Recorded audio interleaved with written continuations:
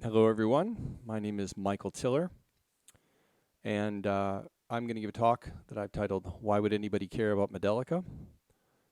I'm going to talk about my journey to modeling and simulation, and given the generational divide here, since much of what I'm going to talk about here happened before most of you were born, I'll be covering some historical context as well. So this talk is really broken down into two parts. The first part is how I came to be involved in modeling, simulation, and ultimately in Modelica. And then the second part, I'm going to talk about a real-world application of Modelica that I was involved in. Now, my goal here, I have a couple of them. The first one is to explain what motivated me to get into modeling and simulation, and also to tell an interesting story about a real-world product that some of you may have even used or come in contact with that had to do with my work at Ford Motor Company. But mostly what I really want to do is hopefully inspire at least some of you as the next generation of engineers to apply modeling and simulation to real world problems in the same way that I have, and hopefully have a career as interesting and satisfying as I've had as well. I was talking with my wife the other day about giving this talk, and it reminded me of this this scene from the movie Real Genius. I think the young people enjoy it when I get down verbally, don't you? All right, let's get started here. I'll start. Here's a picture of me in graduate school. Actually, no, sorry, that is not me. That is the ENIAC computer. It was the first computer ever made. That was a little bit before I went to graduate school. And I want to talk about sort of why this computer came to exist. Okay, there's an important lesson here. So I'm going to start with a quiz on this. So the question for you, as you know, the audience here, since again, many of these things, these historical things, are before you were born, I want you to see if you can figure this out. The question is, why were computers invented? Okay, so I'll give you a few options here, and you just pick from the one that you think is the most likely.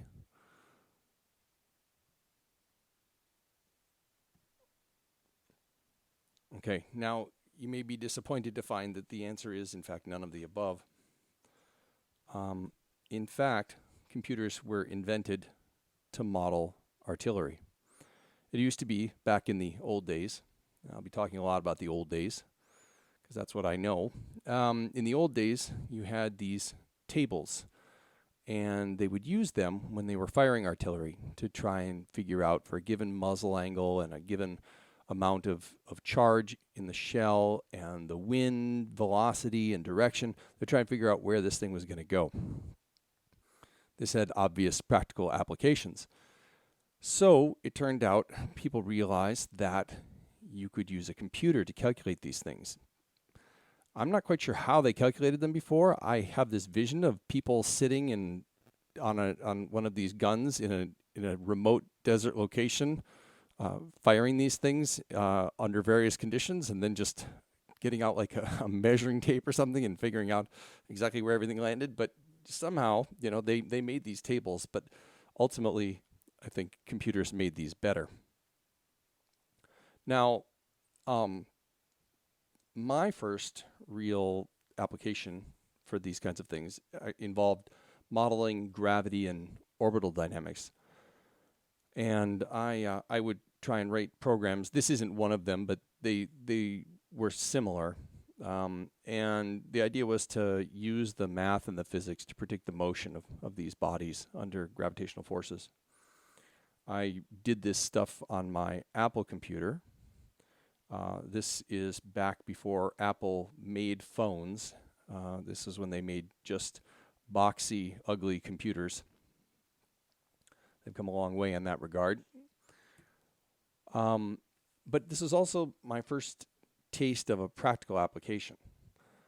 Now, I remember actually making a game like this. Again, this isn't actually an image from my childhood per se, at least of anything that I created. But I remember making a program like this on the Apple II, and it was it would allow you to model the behavior of this lunar lander. And so it turns out I say this as a practical application because, in fact, I mean, we've obviously landed a lunar lander on the moon. The terrain wasn't quite as rugged, shall we say, as what you see here. But there's a real world problem to be solved here. And there's not only the physics of this problem, there's a control problem. There's an optimal control problem. There are constraints in the system. So it's really interesting. And it got me thinking about the power of these kinds of computers to do these kinds of things. The way I try and describe it to people is, to me, modeling and simulation is like this amazing crystal ball. You can use it to look into the future. You can use the computer to set up an initial value problem, and then you just let it go. And what unfolds is the future, given those initial conditions. And I just think that's a fascinating thing. And there are so many ways that you can use it as a crystal ball that it's almost magical. So I went to do my undergraduate work then, and I was a student in mechanical engineering. So all of my degrees are in mechanical engineering. But what was a little unusual was that I worked in the medical school, and I worked on neuroscience research. So this was in the Department of Physiology at the University of Minnesota. And the work that I did was in the modeling of nerve cells. Now, you may not recognize this, but it just so happens that you're made of billions of these. This is a different kind of neural network than you've probably heard of. By that I mean it's a real one. It's not some computer science notion of what a neural network is. This is what neurons really look like. I used to joke when I worked in this area that I'd say it's not brain surgery, but it's pretty close. What we would do is we would take nerve cells and we would inject them with dye, and then we would look at them under a confocal microscope, and we would record their morphology, their structure, and then we would translate that data into what are called compartmental models, which were essentially electrical circuits where each segment of this neuron, and we would break it up into lots of different segments, each segment would be composed of a series of resistances, capacitances, and really most importantly, nonlinear voltage sources and resistance or conductance pathways. These were what are called ion channels that exist in the membranes of nerve cells, for which Hodgkin and Huxley won the Nobel Prize, in fact. And it's pretty interesting. It's an electrochemical system, and obviously it's powering me and everybody listening to me right now. So it's pretty interesting. And it was during this time really that my mind was blown. And it wasn't the neuroscience that blew my mind in this case. It wasn't the brain part. It was the modeling part. I first came in contact with a modeling language during this time. It was a language called MAST. And I dug up an old manual from it. You can see a little fragment of the code. I think it's pretty boring when shown next to Modelica, which I think is a much richer language. But nevertheless, it was, at the time, it was pretty mind-blowing to me. I came at this from the standpoint of a programmer. And programming this stuff was actually a lot of work. And this approach of using a modeling language made life so much easier and made the modeling and simulation so much more fun that it really was a turning point for me in my career. So, what's the big deal here? Why is it so significant? Well, I was used to writing imperative code. By that I mean like for loops and if statements and assignments and subroutines and things like that, and doing all of this math myself. So in order to solve the underlying physics equations, I had to write a whole bunch of stuff, a bunch of code. I had to manipulate all my equations into a certain form, and then I had to connect them to some kind of solver, and I had to pick tolerances, and I had to pick time steps, and it was a lot of work. And this approach was declarative. I just wrote the equations right out of the textbook, and it just solved them. And I didn't have to do anything with all of this this other programming. It was really just, it wasn't a step-by-step set of instructions. It was just, this is the way it is, and it would sort it out from there. So that's what I mean when I talk about it being declarative.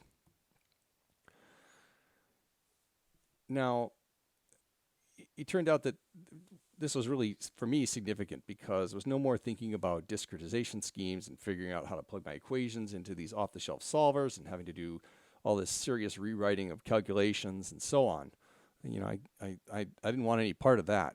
What it brought me to was a place where I was just writing textbook equations for each of these components, and drawing a diagram with those components in it, and then pushing simulate. I could then easily change the connections, I could change the parameters, I could change the components that were in there. It was just a lot higher level and a lot faster. In fact, sort of an interesting aside, as an undergraduate, I took this idea to one of my professors, and I said, hey, you know, can I do some kind of independent study project and use this kind of technology to build a library of thermodynamic components in a modeling language? Because I was a mechanical engineering student and I was studying thermodynamics at the time. And thermodynamics is pretty challenging. I think I probably would have bitten off more than I could chew, but the professor saved me from that because he looked at me, you know, very, you know, sort of as like I was pathetic, and said, oh, that's all been done before. You know, like, you thought that was an original idea, but, you know, sorry, kid. Well, it's funny because I don't think he really understood what I wanted to do. It was, I guess, true enough that tools existed to do this kind of thing, but I don't think he understood that what I wanted was the power to create the tool myself. I mean, using the modeling language to actually create these components. I wanted to be empowered to create not just a library for modeling these kinds of things, but a library that could be extended without having to essentially program it, not in the conventional sense. And he just didn't get that. He said, you know, yeah, programmers have written things like this before, and that wasn't the point. I wanted it so that engineers could create stuff like this. And it's funny because that was probably around 1990. And it was 15 years later that I was organizing a conference where people were presenting exactly what I had been talking about. And so this is a paper from that conference, one of the many conferences actually. And you can see it says gas turbine applications using thermal fluid, and it's full of thermodynamic components, compressors and pumps and, you know, valves and so on. So this is what I was hoping to do. And, you know, and it took 15 years to develop an ecosystem that would allow me to do this, or at least allow somebody to do this. I did work in similar sorts of work actually at Ford, which I'll talk about in a minute. I then went on to graduate school, and that allowed me to then joke with people. I would say, you know, the work I'm doing isn't rocket science, but it's close, because I did finite element modeling and solidification modeling that was funded by NASA. And as part of that, developed computational models of an experiment that went up in the space shuttle. And that brings me to I want to point out a little known fact here, which is, you know, you may not be aware of this, being so young, but the US actually had a space program before Elon Musk came along. And so I was involved in that a little bit. So I left to go work for Ford Motor Company. It turns out after graduating from graduate school, I had two job offers in hand. One was to go work for a computer gaming company that made 3D games, and the other was to go work for Ford. And this sort of shows you how boring I am. I chose to go work for Ford. So that work involved a lot of things. One was engine modeling. So I mentioned earlier that I eventually got a chance to do a bunch of interesting thermodynamic modeling, and that was in modeling of internal combustion engines. I also did transmission modeling, I did some battery modeling, and I did some work on a hybrid electric vehicle. And I'll talk about that in just a minute. But during this time, there was another sort of pivotal moment for me. You see, I worked with a bunch of smart people, and I was walking down the hall one day, and a colleague asked me, you know, in passing, he says, have you ever heard of a tool called Daimler? Apparently they have some kind of symbolic approach to modeling. He'd heard about this from somebody else. I think it was somebody at Toyota, in fact. And I said, No, I've never heard of it, but I can't see how that could possibly work in practice. And I would say that my whole career following that is really a testament to what an idiot I was for saying that. Um, I said that, and then, I mean, literally, my whole career, I proved that so wrong. I on reconsideration, let's say, I looked at it and I saw some examples of this in practice, and I thought, wow, this is really significant what these guys are doing. This is, in fact, the future of modeling and simulation. But of course, I didn't see it that way at first. So this is an actual picture of me in the corner with my dunce cap on. By the way, no color photography yet at this point in history, and it's the photo here, believe it or not, was not taken on a phone either. That's an actual photo with a camera. Anyway, moving on. So I mentioned Daimler. So Daimler was the language associated with a tool also called Daimler by a small Swedish company called Dynasim. And the owner of that company realized that being a small Swedish company, it was going to be hard for him to compete with a lot of the larger companies. But he had this idea of trying to create an open, multi-domain modeling language. So he offered up essentially the intellectual property that he had accumulated in the form of his Daimler modeling language, and offered it up as a starting point for this effort to create an open multi-domain modeling language, which would eventually become Modelica. And he pulled together a lot of interesting people, actually, people who have now been friends of mine for about 20 years, to work on this and to use it in their own tools. And so today there are a whole bunch of tools on the market that support Modelica as a result of that. Okay, so what did this change? Well, the world before that was really tools like Simulink, where you had block diagrams with fixed causalities, and you had these purely numerical approaches to simulation where you'd have a candidate state, and you'd punch in a bunch of numbers, and you'd calculate some residual, and then you'd go back and you'd run some nonlinear solver and iterate on it.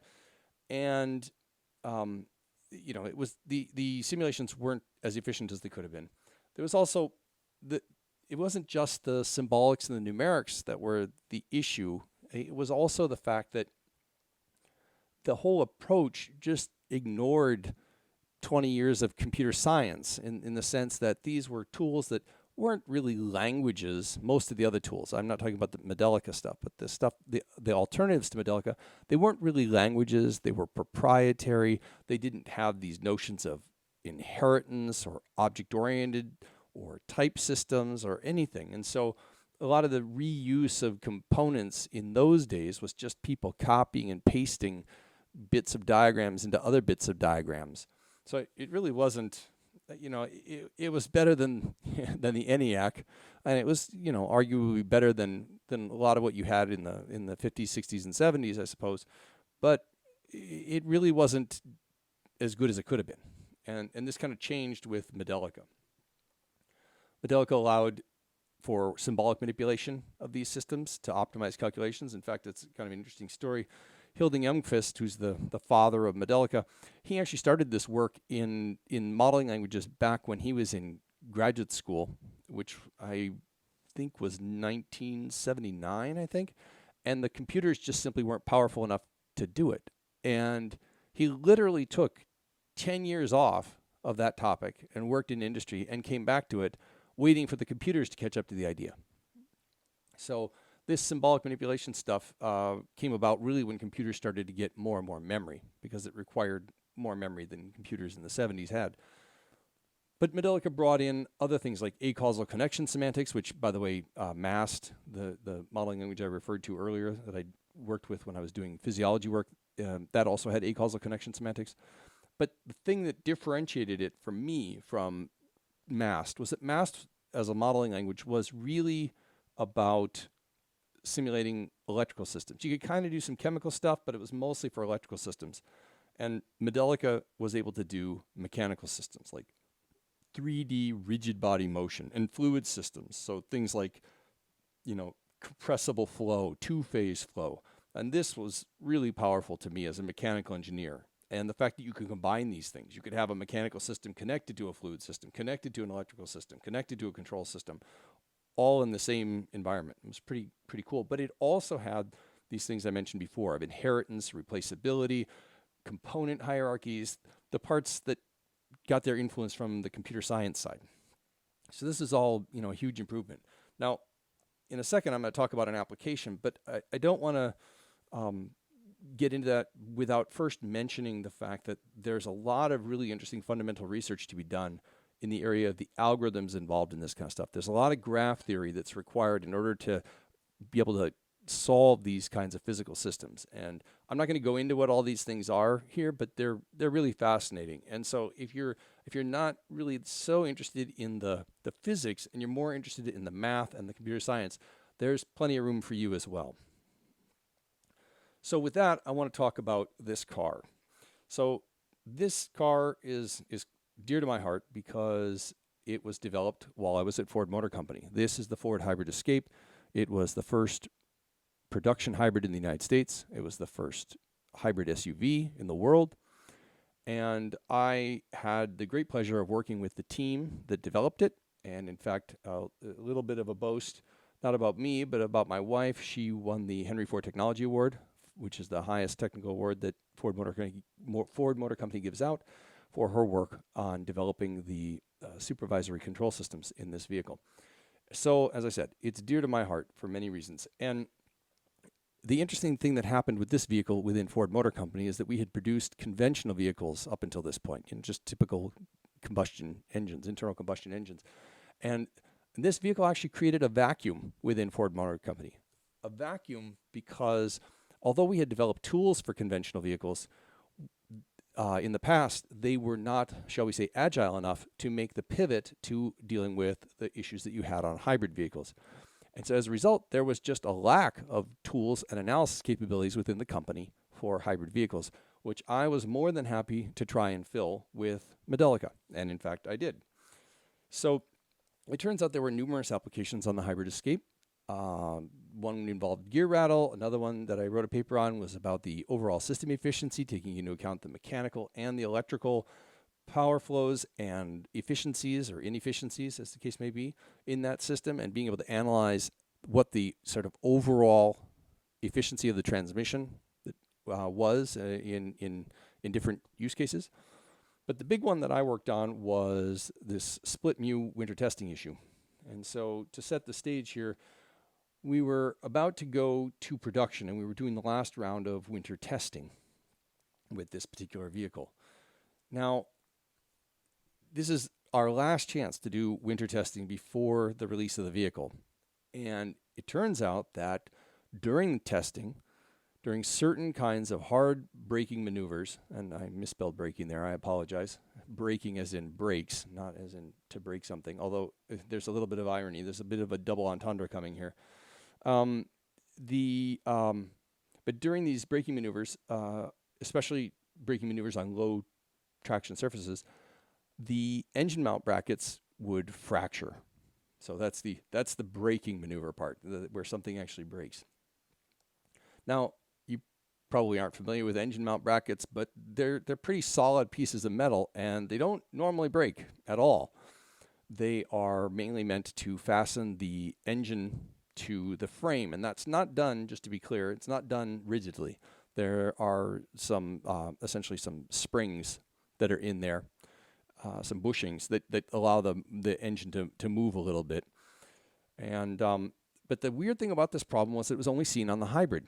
We made a conventional hybrid Escape, with a normal combustion engine in it, and it didn't have this problem. You could drive it around on split mu surfaces and low traction surfaces all day, and it would be fine. But you took the hybrid out, and boom.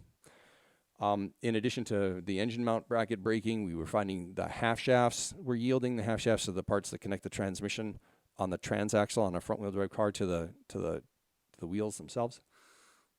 They were yielding. That means they were permanently deforming. Also not good. Also does not normally happen in a vehicle. So So management demanded an investigation into this issue because the thing about a car company is that if you ever hold up production of a vehicle, you will get a lot of serious and negative attention. And so nobody wanted to be the person who was responsible for delaying the release of this vehicle, especially such a prestigious program. So, we went into investigative mode. And so I'm going to tell you about that experience and some of the things we learned and why Modelica actually was important in that context. But first I want to explain this power split architecture. So the Ford Hybrid Escape is what's called the power split transmission. That's Ford's name for it. It's a very simple transmission, actually. It's quite elegant. There are 2 electric machines in this system. There's a single planetary gear, and there are no clutches. So you've got an internal combustion engine, which I'll sort of point these things out here. You've got this internal combustion engine labeled here. Then you've got a single planetary, and the engine is on what's called the carrier or the planets in this planetary gear. And there's an electric motor built in around the sun gear of this system. And then the ring gear connects to another gear. These are what are called reversing gears here that you see. And one of those reversing gears also had a motor connected to it. And all of this goes down to the tires. Now, this is a little misleading the way this is drawn, but I'll sort of correct it in a minute here. But this is the basic thing. There's no clutches. It's actually quite simple. And the lack of clutches or a torque converter really helps in terms of the energy efficiency too. These are all rigid connections, so there's not a lot of friction and fluid losses. Okay, so that's what it looks like. Now, there's something wrong with this picture here, and it's sort of a classic mistake that I see. Take a minute to sort of look at this thing and think about what's missing. I don't know how many people have actually worked with mechanical systems, so if your area is electrical engineering, you may not really spot something like this. A lot of mechanical engineers don't really think about it, but it turns out it's quite important. You've probably, hopefully, maybe modeled gears at some point in your life and learned this notion that the thing about a gear is that it amplifies torque. And so you often write an equation that says, okay, well, the torque out of this gear is going to be equal to some gear ratio times the torque that goes into it. And this is partially true. That's definitely an effect of gears is to amplify torque. But this equation itself isn't quite right. The reason it's not quite right is that it doesn't really conserve momentum. If you take a step back and think about this from first principles, torque itself is a flow of something that's conserved. It's the flow of angular momentum. So if you're used to electrical circuits, think about current. Current is also the flow of a conserved quantity. And so you've got this component here where you've got a certain amount of this conserved quantity flowing in, and then you've got a different amount of this conserved quantity flowing out. Well, how does that happen? I mean, it's a conserved quantity. You can't just make angular momentum in the same way you can't just make electrons. So where's it coming from? And it's there. It's just not in this equation. It turns out that a gear actually has sort of 2 equations that go into it. One is the conservation of angular momentum, and one is effectively something you can derive from conservation of energy. But the net result is that a proper gear model will not only talk about this torque amplification, but this will actually only happen if the housing of the gear is rigid, which is not the case in most applications. In fact, there's something called a reaction torque on gears, and that torque essentially results from this kind of thing. So anytime you have a gear like this and you're getting this torque amplification, there's these reaction torques, or these torques and the reaction torques are sort of acting against things. And you have to take this into account. So let me be a little more concrete here with a diagram. All these things in this diagram have another piece that's not shown. The engine itself has a block, and connected to the block are the engine mounts. The motor has a stator, so it's not just the rotor, it's the stator, and the stator has to be connected to something. You can't just float in the air like this. The gears themselves have a housing, and that housing has to be attached to something.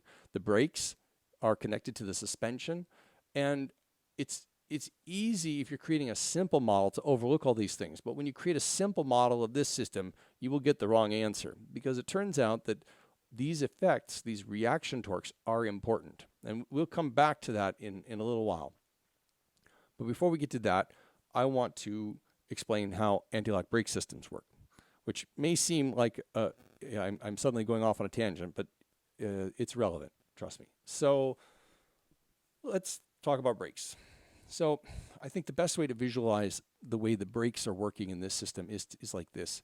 You see you've got a tire here as part of the wheel, and another tire here that's part of this wheel.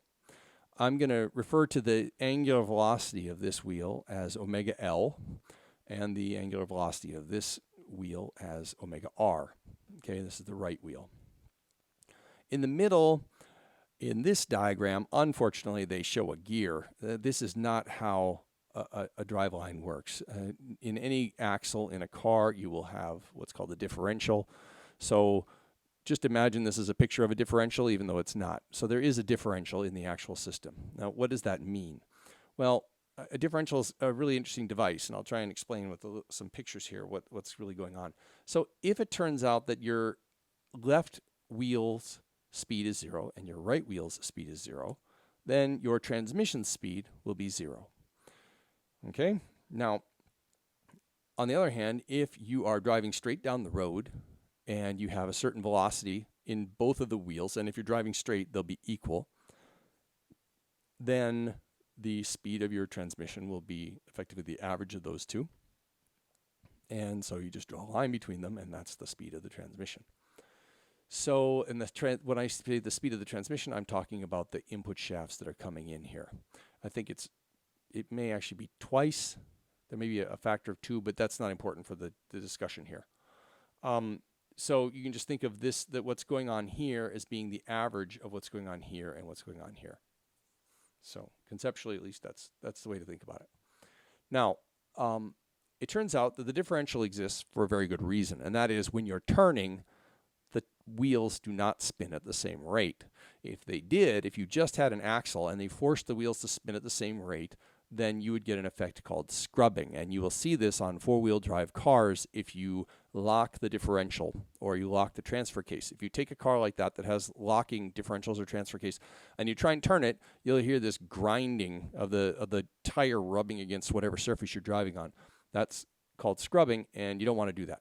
And that's why the differential exists, is to prevent that. So when you're going down the road, you don't get this scrubbing. And so as a result, what you see is that the left wheel can operate at a different speed as the right wheel, and the differential will just operate in between. So again, that's just how differentials work.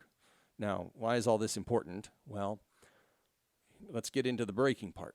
So normally you probably think about braking as something where you put your foot on the brake and the car sort of uniformly slows down. And that's the normal way that brake systems behave if you're on a dry surface. So you apply the brakes, and that essentially drives the speeds down for both of these tires until they're 0. Okay, and then you've stopped. So that's great. And again, that's normal behavior if you're driving on a dry surface. However, I want to talk a little bit about the way that this actually happens in this system, because each of these is a rotating element. This wheel here is a rotating element, this wheel here is a rotating element, and this is actually a rotating element. But one of the important things in a conventional vehicle is that this wheel has a very significant rotational inertia. I mean, it's a tire plus the hub. Okay, so, and plus the half shaft, I mean, it's got some significant rotational inertia. And similarly, the right has this approximately the same rotational inertia. However, what's going on in the differential, there are pinions inside the differential. They're not very big, and they're connected, to shafts inside the transmission, but they're not very big when you consider them against the size of a wheel and the radius of a wheel. So, I mean, a wheel, just to give you a sense, the radius of a normal tire is on the order of 1/3 of a meter, right? So it's, like a foot. So that's a pretty big rotating thing compared to these little metal shafts that are inside. So the point I'm trying to make with this diagram is that the inertia of the tires is large, and the inertia of whatever mechanisms are upstream of this differential are relatively small in a conventional vehicle. Now, it turns out that the Ford Hybrid Escape is not a conventional vehicle, it's a hybrid. And that means that it has an electric machine in the driveline. And that electric machine has a spinning inertia, right? I mean, it's all done with magnets here. So this thing is a spinning, significant metal object. But it's worse than that. It's worse than that because if you're this differential over here, there are two problems created here. The gear ratio between you and this guy, because of these intermediate gears, that gear ratio is about 10 to 1, let's say. It's a little bit more probably. 10 to 1. Now, why is that? Well, it's the effect is that you want to give this motor some mechanical advantage. In fact, a mechanical advantage of 10 to 1. So you put these gears in here. But part of the consequence of that is that this rotational inertia actually spins 10 times faster than the upstream side of this differential. So why is that a problem? It's a problem because you have this notion in mechanical systems of what's called effective inertia. Imagine you're this differential, and then there's some other inertia in this system that you're rigidly connected to. I mean, these are gears. There's no clutches, there's no fluid couplings.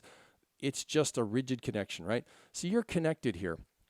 And just imagine you're the brake system on this tire, and you need to go stop this wheel, okay? But the problem is you've also got this guy up here. And if you're trying to stop him from spinning, you have to understand this thing is spinning very fast. Again, the gear ratio dictates it spin 10 times faster than this speed. And so it's got 10 times the momentum it would have if it were on the other side of this gear, because the momentum is j omega, and omega is 10 times faster than it would be if it was here. But it's worse than that, because it turns out that if you're here and you're trying to slow this guy down, you're at a mechanical disadvantage of a factor of 10. So this is a well-known effect in mechanical systems, that the effective inertia of this guy is going to be the gear ratio squared larger than if it were here. Again, because of these two effects, it has more momentum because it's spinning 10 times faster, and it's harder to stop because you have a mechanical disadvantage that's a factor of 10, which are both the gear ratio, this 10 here. So what does that mean? It means this thing's big. It means that if you look at the system again like this, if you consider this to be the rotational inertia of the tire each, this is the rotational inertia of that motor. It's 4 tires combined together. Okay, effectively. So it's not this tiny little shaft anymore. It's a big giant rotating inertia right here, effectively. Okay, so why is that important? Well, it's important because what happens is, there's this notion, things at rest remain at rest and things in motion remain in motion. Well, that's inertia. And when you have a very large inertia, it's hard to change its speed.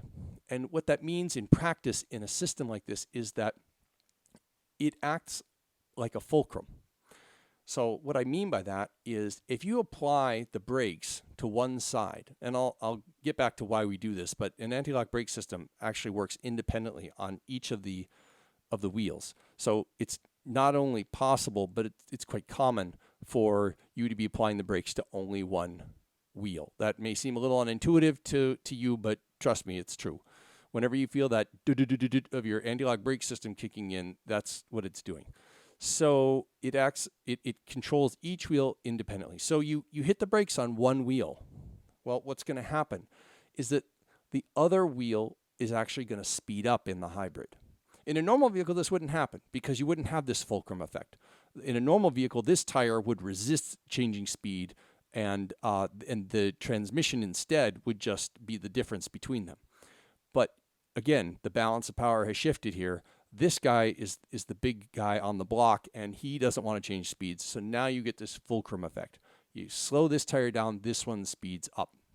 This means that you get what you could think of as crosstalk across this axle that you wouldn't normally get in a conventional vehicle. So this is our first hint of why the hybrid is different than the conventional vehicle.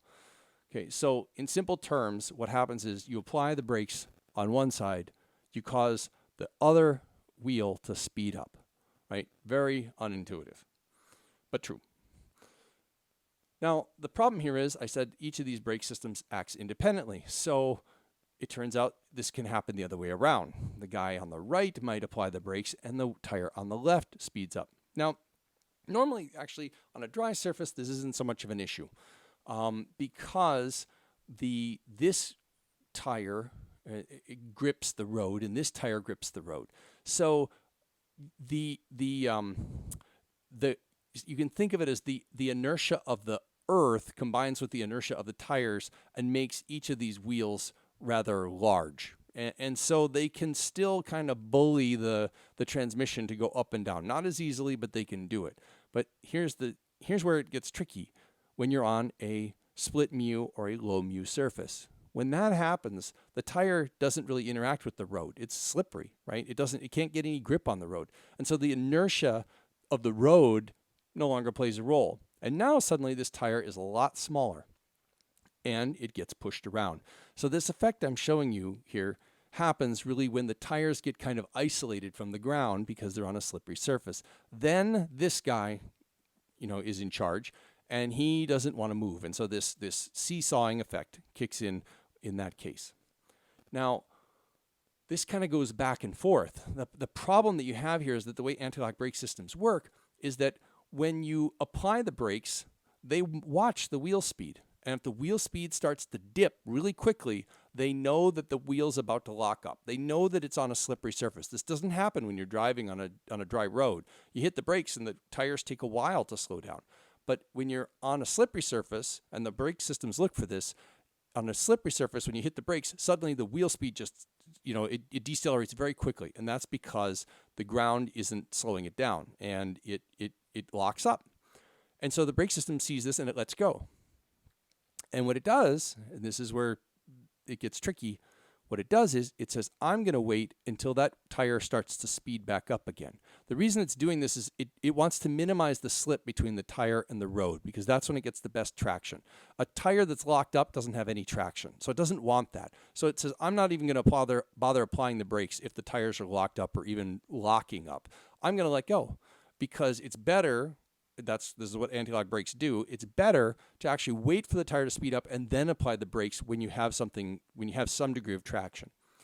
So why is that important here? It's important here because remember I told you if you apply the brake on one wheel, the other wheel speeds up. Well, to an anti-lock brake system, the wheel speeding up is an indication of traction. But that's not what's going on here. This isn't speeding up because of traction. It isn't speeding up because it's part of the tire got onto a nice dry surface and now has traction. It's speeding up because of this seesaw effect, and it totally confuses the anti-lock brake system. And this brake says, oh, we're on a dry surface now. I'm going to apply the brakes again. Well, you're not on a dry surface. You're still on the ice. Now you might think, how could this confusion happen? Well, it turns out these systems function at like 1 to 5 hertz. I mean, they're pulsing back and forth. You've probably felt it on your brakes. They pulse back and forth very quickly. And so all this can be happening in the blink of an eye. And so they go back and forth, back and forth. And this is compounded by the fact that they're generally out of phase. This guy is hitting the brakes, and when this guy's letting go, and then this guy's hitting the brakes when this guy's letting go. And the fact that they're 180 degrees out of phase means that what was a brake system actuating at 4 hertz is now an excitation into the system of 8 hertz. And this will become important in just a second. And so, we went on this long excursion here. We were talking about reaction torques, and then I seem to just get amnesia and totally forget about that. But we are, in fact, coming back to it. This is where it all comes back together. All of this back and forth across the transaxle, it turns out, is sending, essentially, you can think of them almost as like shock waves back up the drive line. That 8 hertz stuff I was talking about. And it turns out that in this system, I mentioned that the engine and the transmission and so on, the engine is, for example, not rigidly connected to the frame of the vehicle. It is connected via these engine mounts, these bushings that I mentioned before. And lo and behold, the natural frequency of that engine, or actually the transaxle as we formally call it, the natural frequency of that, in this case, is about 8 hertz. So what you end up with is a bunch of reaction torques, significant reaction torques going into that system, exciting that system. And the ABS systems, it just turns out by just sort of bad luck here, actually start effectively a self-tuning effect. They actually start acting at the frequencies of this resonance, and they sort of narrow down to that. They're driven to it, and that creates this self-tuning effect. So if you've got an excitation, a self-tuning excitation at the resonant frequency of your system, then boom, then things start breaking, and that's exactly what happened. I mentioned this engine mount bracket breaking, the half shafts yielding. All of that was a consequence of this violent resonance in the system, and it was violent. I was in the vehicle doing some of this testing, and it was kind of nauseating. The thing would buck and shake, and it was very unpleasant. So yeah, it was pretty ugly. But the thing is, we figured it out, right? So, a lot of you, this happened probably before you were born. This is around 2001. So, I'll ask, did anybody remember hearing about this? And I'm sure most of you didn't because you weren't born. But if you had been around, you wouldn't have heard about it, okay? You wouldn't have heard about it because modeling. Because this problem was identified using modeling, specifically a Modelica model, and that model was pivotal in figuring out how to fix it, how to work around it. And in fact, I ended up getting 8 different patents out of this work for this system. And so, modeling saved the day. Now, some of you probably saw this image in the last week, and I wanted to sort of reinforce the point here. Looking back at this, you ask yourself, okay, this looks pretty bad. How many people died as a result of this? Well, nobody died. And these kinds of things actually happen with regularity. And I always point out, this is another case of a plane that didn't crash and a bunch of people who didn't die, all because some engineer somewhere knew what they were doing. Now, looking at this, you might think that an engine in this state is not an exemplar for good engineering, but in fact it is, because things will fail, and you have to engineer into these systems a certain amount of resilience, robustness, fault tolerance. And in my childhood, again, old man here, but I have vivid memories of planes crashing. I mean, I lived in Texas, and the day I moved from Texas back to Minnesota, a plane crashed right outside my house. I lived in Irving, Texas, and the airport is near there, and you could see the smoke from this plane that crashed. When I was a kid, there was a plane that was taking off from Chicago, and it lost an engine, and it crashed. And so I'm just saying, my childhood is full of memories of planes crashing, and today you're hard-pressed to find a plane that crashes.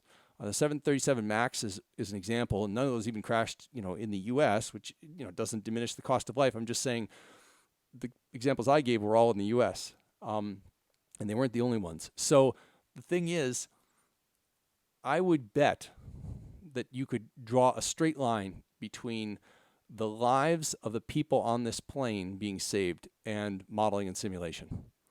I don't think there's any way that this plane survived this catastrophic failure without somebody having worked out a model and demonstrated that the system could be engineered to survive such a failure. It just doesn't seem conceivable to me. Now, so just yet another example of a problem that was essentially fixed by modeling. So in conclusion, all of these problems and many more can be solved using tools like Modelica. And the thing that I really like about Modelica is that it allows the modeler to focus on understanding the physics of the problem, and it gives the computer the job of figuring out how to solve it. And this allows you as an engineer to move quickly and to innovate instead of getting bogged down in the tedious, time-consuming, and error-prone aspects of coding up these things. At the end of the day, I look at these Modelica components as something akin to Legos. When you look at a pile of Legos and you just see all the possibilities, right, in this system, you can combine them to make a power plant or a refinery or a distillery. You can use them to model a space station. You can use them to model renewable energy systems. And of course, standard applications like for transportation, like cars or trains. All of these things are on offer. Okay, and that power is right there at your fingertips. And so, my question to you is, what will you build? What will you take this technology and apply it to? Because it's there for the taking, and it's there to be used. And there are no doubt an endless list of potential applications for this technology moving forward. Okay, so that's the end of my talk. Thanks for listening to the ramblings of an old man. And although it's the end of my talk, hopefully it's just the beginning of your work in modeling and simulation. And I hope this gives you some insights and perhaps even some inspiration in doing that. So thanks for your time. Thanks for listening.